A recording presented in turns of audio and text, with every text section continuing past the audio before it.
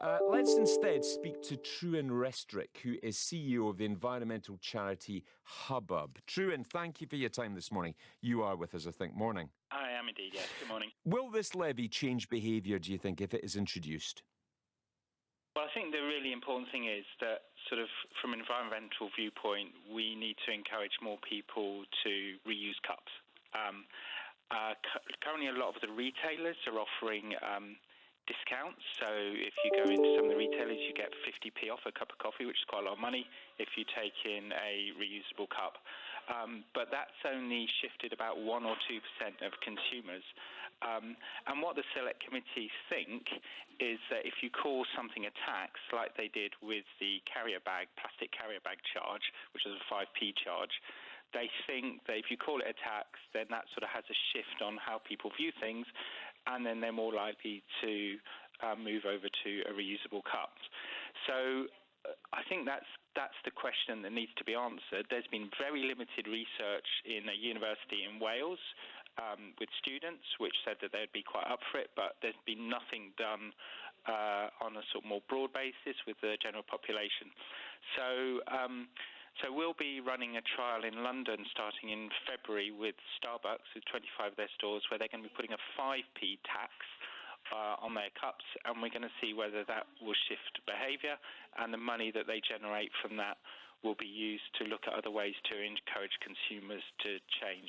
So I think that's the first thing. We must start to use more reusable cups, but that will only get a small percentage, and the bit that's been missed out from this Select Committee report is what happens to all the other cups, which has been said previously can technically be recycled, and we've set up a scheme in Manchester and London, and in London we've recycled 4 million cups in just 6 months.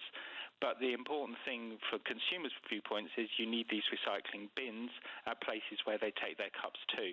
And we're very disappointed that the industry is not putting sufficient recycling facilities in place so that, you know, if you take your coffee cup to a railway station or your place of work or a public building, you need to be able to recycle those cups there. And that infrastructure just isn't in place. Right, so just help us understand this, Trewin. So there's no point, you know, if I go to the BBC canteen this morning and I take one of these cups, if there's not a recycling bin there and I just put it in general recycling or when I get home or something like that, it will not go through the process because they need to be recycled in a specific way. Yeah, so what the recycling industry need is that they need sort of pure materials. So they need something that's either plastic or it's paper or it's glass. You know, that's where they get the value from the material that you put in your bin.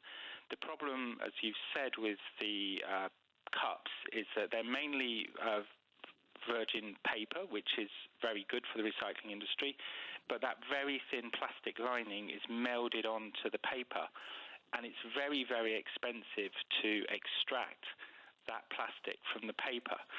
So if that cup then goes into sort of a paper batch, then it lowers the value of the paper batch. So it's not of any use or much less use to the industry.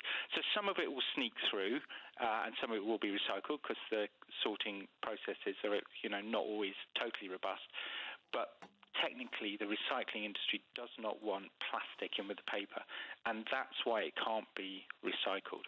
Why is it up to the consumer, yet again, to pay the price for all this? I mean, the coffee industry in the UK, £15 billion turnover of coffee shops in the UK, almost 900 branches of Starbucks, nearly 2,000 branches of Costa, 620 branches of Coffee Nero.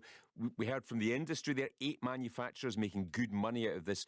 Why is it not the industry that's sorting this out? Why should it be consumers that pick up the price for it? Well, I think that's a massively important question. And again, I don't think really the Select Committee looks into it. Because I think the thing we have to realise is the British public are eating and drinking a lot more on the go.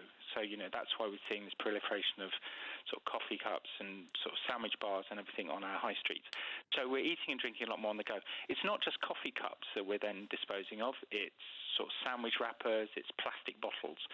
And we've been very slow as a country, or actually Scotland's way ahead of England, but, you know, basically both countries are very slow at putting in a good recycling infrastructure system into the high street. So we would argue that you need that proper recycling system in the high street, which takes all forms of packaging, not just the coffee cups. Obviously, that has to be paid for. At the moment, the industry is getting a free ride on this. There's absolutely no doubt about it. You know, compared with other countries, British industry is paying far, far less for the recycling infrastructure, and therefore the cost is being borne by local authorities. And, you know, the profit is being taken by the industry. And that's not a correct balance of the situation, particularly with austerity and all the sort of strains on public finance at the moment. So there does need to be a rebalancing of the way that money is got to deal with the environmental impact of all forms of packaging. Trewin, stay with us. We'll come back to you a little later. Trewin Restorick, CEO of environmental charity Hubbub there. That's his view. What's your